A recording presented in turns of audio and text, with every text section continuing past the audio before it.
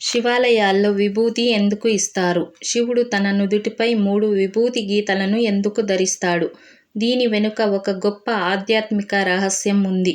విభూతి కేవలం పవిత్ర భస్మం మాత్రమే కాదు. అది శివతత్వానికి ప్రతీక. ఎంత సంపద, అందం, అధికారం ఉన్నా చివరికి అన్నీ బూడిదలో కలిసిపోతాయని గుర్తు చేస్తుంది. అందుకే శివుడు తన శరీరంపై విభూతిని ధరిస్తాడు.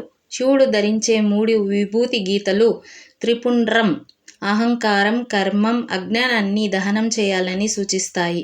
మరో భావన ప్రకారం అవి సృష్టి, స్థితి, లయలను సూచిస్తాయి. విభూతిని ఈ విధంగా ధరించడం ద్వారా జీవితం శాశ్వతం కాదని గుర్తుంచుకొని శివుని మార్గంలో నడవాలని శివాలయాల్లో విభూతిని ప్రసాదంగా అందిస్తారు.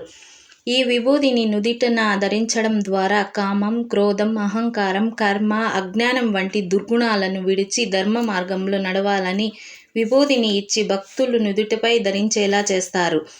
భక్తితో విభూతి ధరించడం వల్ల శివుని అనుగ్రహం, రక్షణ, పవిత్రత లభిస్తాయి.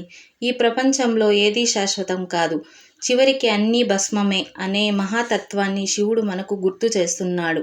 అందుకే శివాలయానికి వెళ్ళిన ప్రతిసారి విభూతిని భక్తితో ధరించండి. హర హర మహాదేవ, శంభో శంకర.